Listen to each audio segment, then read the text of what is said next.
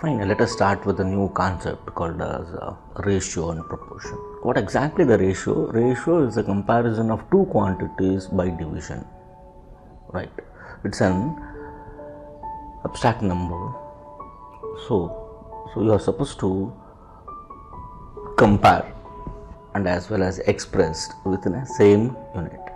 Right? Let us check out this. Ratio is a relation between two quantities of the same kind. Should be a same kind, that is first part. Ratio is the relation between two quantities of same kind, and as well as the comparison, we are going to compare with those two quantities with the division. Right? This is second point you need to know, and as well as third point, what exactly is this? It represents the relationship that one quantity bears to the other. That means the number of times one quantity contains another quantity of the same kind, and it is supposed to be, or it must be expressed in the same unit.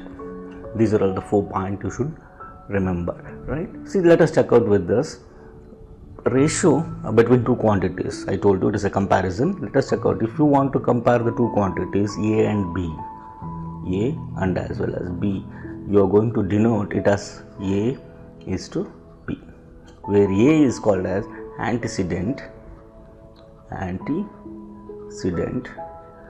B is called as what? Consequent.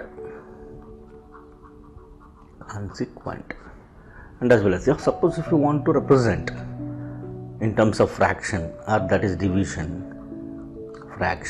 then A by B, where A is called as numerator and as well as B is called as denominator. Right. Let us check out. See, suppose if you want to compare the earnings of two persons, A and B. If A earns rupees 8 and B earns rupees 2, then how you are going to represent? A is to B, which is going to be 8 is to 2. Right, which means that A is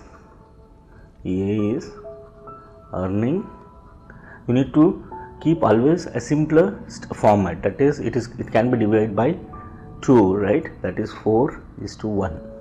Simplest form you need to keep 4 is to 1. So by seeing this, what we can conclude, A is earning 4 times of B. Correct? So the same, it is not the same thing like B is to A. A is to B is not equal to B is to A. Right? Suppose if I want to compare B with A, then B is earning 2 rupees and A is earning 8 rupees. Now here B is earning 1/4 of A. This is what you need to think and as well as work in this way only. Right, let us take here, suppose if you want to compare 5 kgs of sugar with 100 grams of sugar, you can't do that. Why? See, you cannot compare the 2 chairs and 5 books. Right, 2 chairs, yes, see, observe here, 2 chairs and 5 books. Both are a different entities, right? Or otherwise, you cannot compare 7 trees and 8 cows. You can't do that, right? Whenever you want to compare the two entities or two quantities, so the both are supposed to be expressed in the same unit. Now 5 kgs of sugar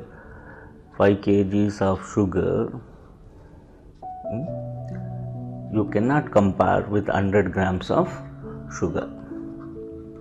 Why? Because it is represented, this sugar and this sugar is same, but what happens here, it is we are representing in terms of kgs and here we are representing in terms of grams. So what you can do, if you want to compare, it should be in the same unit. 1 kg is equal to 1000 grams. Right, now convert it. So 5000 grams of sugar you can easily compare with 100 grams of sugar. Right, but this is not, you can't compare. Right, you need to remember these two things. Right, let us check out with this properties of ratio. Right, the value of the ratio remains unchanged. Even though if you multiply or divide with any number, it is going to be same. It is not going to change. Say for example, now if you take an 2 as well as 3, if you multiply with 2 and as well as 2 here, numerator and denominator, the value is not going to change. That is 4 by 6. If you simplify again, it becomes 2 by 3 only. This is one thing. The value of ratio remains unchanged if each one of its term is multiplied or divided by the same number. Terms means what? See, that is A and B. That is 2 and 3 in this case. So A is to B. These comparison of the quantities is going to be called as terms, ratio terms. Right. Let us check one more here. If A square is to B square, this is going to be called as duplicate ratio of A is to B. A square is to B square. Right. A square is to B square is the duplicate ratio of A is to B. Right. Similarly, A cube is to B cube is the triplicate ratio of A is to B. They may ask the question, right? What is the triplicate ratio of A is to B? Those kind of questions they may ask, right? Let us check out. Right? Suppose if it is square root of A and square root of B is to square root of B is the sub-duplicate of ratio A is to B. Square root of A is to square root of B. Here A cube is to B cube. Here A square is to B square. A square is to B square is the duplicate ratio of A is to B. A cube is to B cube is triplicate ratio of A is to B. Square root of A is to square root of B is sub-duplicate ratio of B, A is to B, and cube root of A is to cube root of B is the sub-triplicate ratio of A is to B. Right. If A is to B and A is to B and C is to D are the two ratios, then the compound ratio will be what? A C is to B D. See, that is nothing but like this: A by B, okay, is equal to C by D. So cross multiply it, right? This is not to cross multiply, just multiply the numerator and denominator. So that is A C B D. So we are going to get this, right? Let us check out with this. There are three different types of ratio. One is simple ratio, second one is inverse ratio, third one is compound ratio. Simple, inverse and compound ratio. In case of simple ratio, what? Ratio whose terms do not have any common factor other than 1 is called simple ratio. Example, 3 is to 4, okay, 2 is to 3 or 7 is to 8. These are all called as what? Simple ratio. We are going to keep the ratio in its simplest form, right? Then the second one is inverse ratio. In case of inverse ratio, the first term and the second term of ratio interchange to each other, then the new ratio is called as inverse ratio. So for example, if you have a ratio that is A is to B, so then the inverse of A is to B is nothing but B is to A. So A by B, which becomes B by A. This is inverse ratio of A is to B. Correct. Say 3 is to 4 or 3 by 4 will become what? 4 by 3. This is called as inverse ratio of 3 is to 4. The third one is compound ratio. There what happens? Ratios are said to have been compounded when their antecedents have been multiplied to give resultant new antecedent. Similarly, the consequent. Say for example, here I told you in the previous slide, that is, if you want compound A is to B and C is to D, then this will become AC by PD. So the same thing you can apply here. Now you want 2 is to 3, or otherwise let me write down like this, 2 by 3, correct, is equal to 5 by 4 is equal to 9 by 10, that is equal to 6 by 2, 8 by 6. Then see 2 into 5 into 9 into 6 into 8, that divided by 3 into 4 into 10 into 2 into 6. Right. Now if you simplify, you are going to get 3 by 1, which is nothing but 3 is to 1. Right. You can simplify here. 2 5s are, right, 5 cancel, right, then 4 1s are, 4 2s are, 2 cancel, this 6 cancel, 3 1s are, 3 3s are. So 3 is to 1 is the compound ratio of 2 is to 3, 5 is to 4, 9 is to 10, 6 is to 2 and 8 is to 6. Right. Let us go with this proportion. What exactly the proportion? A proportional is a statement. Proportion is a statement that two ratios are equal. Thus it involves 4 quantities.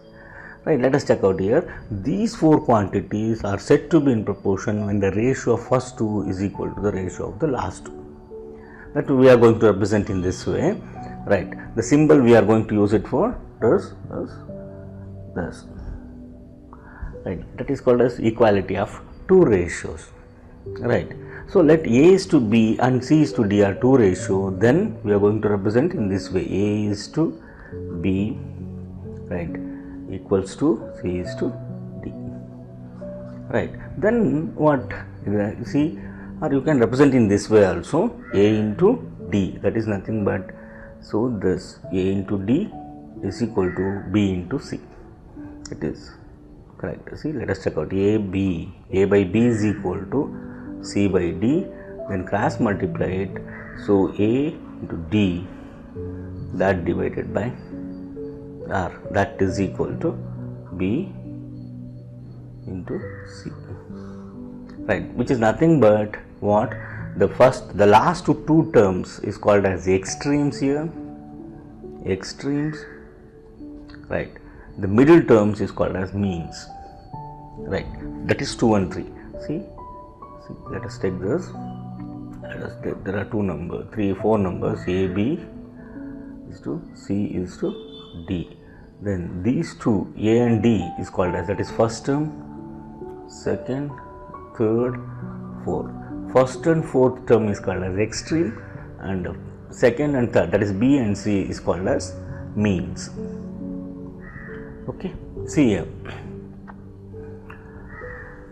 So that is nothing but product of extremes is equal to product of means. Let us solve some problems so that you can easily understand how exactly these formulas, this ratio proportion works.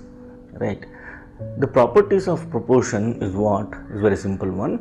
If X is the third proportion to AB, then A is to B is nothing but B is to X.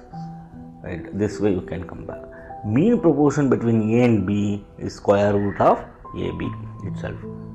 If X is the fourth proportional to ABC, then A is to B is to C is to X. This is the fourth proportional of X of ABC. X is the fourth proportional of ABC. If X is the third proportional, then A is to B is to, that is B is to X. Right. Let us take an example here. In a bag, there are red and green sweets. The ratio of red sweets to green sweets is 3:4. Right. If the bag contains 120 green sweets, how many red sweets are there? Right. That is a very simple one. Let us check out here. There are the ratio of red sweets and, or otherwise, let me write like this, and green sweets is how much? That is 3:4. And as well as, if the bag contains 120 green sweets, how many red sweets were there? That is what we need to calculate, right? Let us go with this way. So 3:4. This is red, correct? Right. You need to write down according to the respective position only. Red and as well as green. That is red and as well as green. As to, right, if the bag contains 120 green, so we don't know how much, we had to find out the red sweets, right? X is to, we don't know this, and as well as green sweets is 120. This is green and this is red.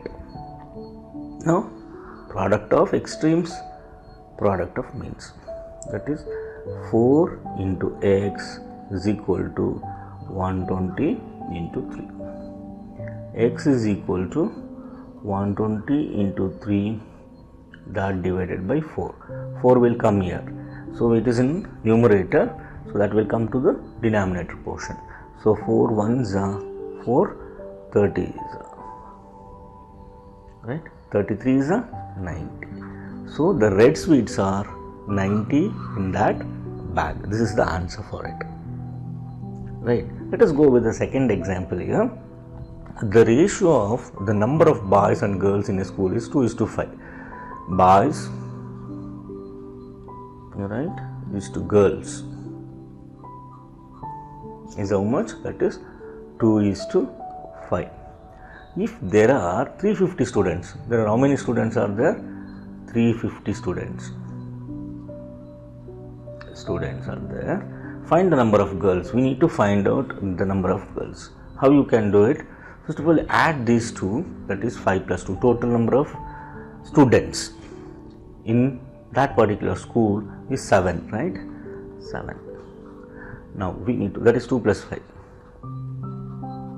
Now we need to find the boys. Number of boys, number of girls we need to find. But the question what they asked is number of girls, right? Number of girls in that school. Number of girls, which is going to be, so total number of students is how much? 350, right? That must be divided by some, that is total number of students, that is total number of students is what in the ratio, that is 7. We need to find number of girls. What is the ratio of number of girls? Is 5, right? 7 ones are 7, 5s are, that is going to be 5 into 50. It is going to be 250 girls are there in that particular school, right? Suppose if you want to find a number of boys, so either you can subtract or otherwise you can do with this way. The ratio is 2, right? That is 350 by 7. That is 7 ones are 750s are, so 52s are 100. Now see, in that particular school 250 girls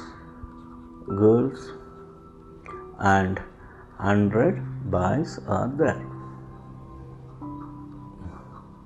But the question is what? The number of girls is 250. The answer here is 250.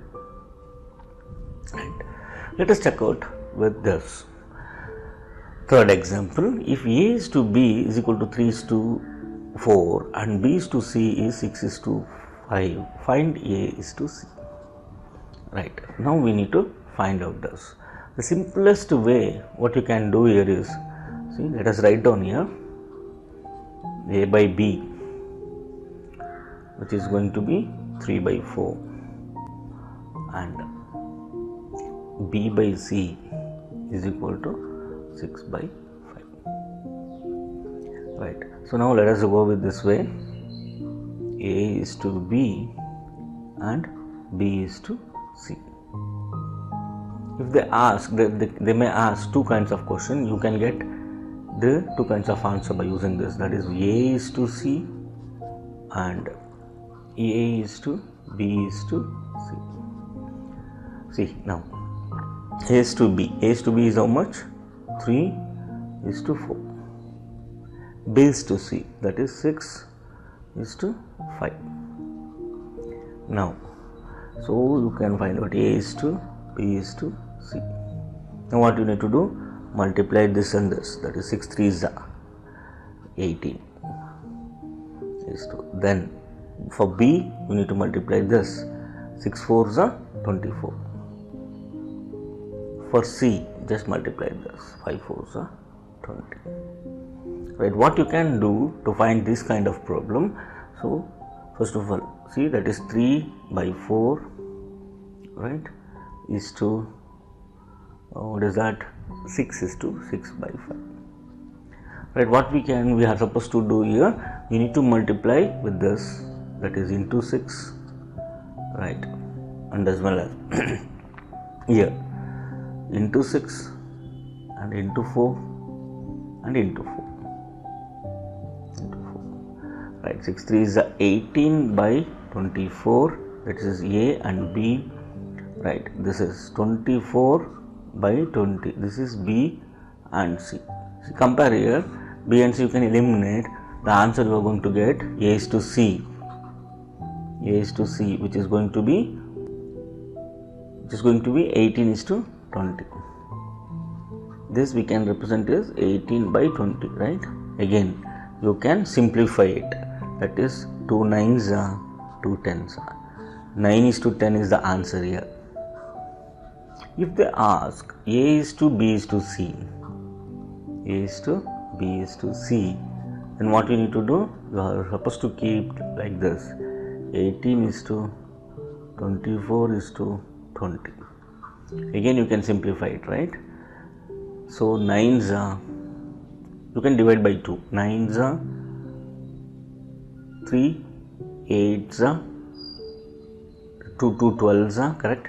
2 12s are 3. I am dividing by 3 and 2 10s are. So 9 is to 12 is to 10 is the answer for this A is to B is to C. For A is to C, it is 9 by 10. Answer is here A. Hope you understood. Fine.